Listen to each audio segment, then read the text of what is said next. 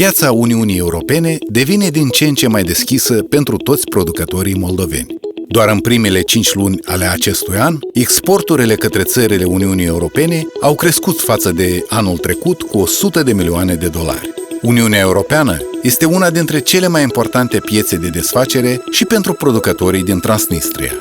Astăzi, piața Uniunii Europene absorbe aproximativ 45% din exporturile realizate de companiile din această regiune.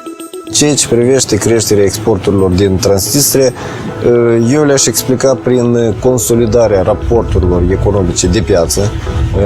Întreprinzătorii din Transnistria au învățat lecția și fiind, să spunem așa, ființe raționale sau întreprinzători raționali, au observat că mai multe câștiguri le au anume de pe piețele occidentale. Spre Rusie se duc produsele de vinificație, am în vedere coniacurile, produsele, conservele, fructe, legume, însă în ceea ce privește în exporturile în Occident, este vorba despre utilaje, constructoare de mașini și, de ce nu, textile. Potrivit cifrelor oficiale publicate de Comitetul Vamal al Republicii Nerecunoscute, în prima jumătate a anului, exporturile din Transnistria au crescut cu 90% și au constituit suma de 428 de milioane de dolari. Impresionant este faptul că Transnistria exportă în România aproape cât în Rusia.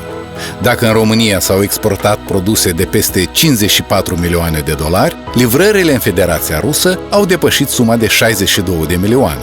Doar în Polonia au fost livrate bunuri în valoare de 52 de milioane de dolari. În Germania, întreprinderile transnistrene au exportat mărfuri în valoare de 18 milioane, iar în Italia de 32 de milioane de dolari. Mai mult decât atât, livrările pe malul drept al Nistrului au însumat 159 de milioane de dolari. Tot mai mulți producători din țara noastră își găsesc locul pe piața europeană, iar produsele moldovenești pot respecta standardele Uniunii Europene de calitate. Exporturile în creștere creează o cerere permanentă de forță de muncă, iar asta înseamnă noi locuri de muncă în condiții decente.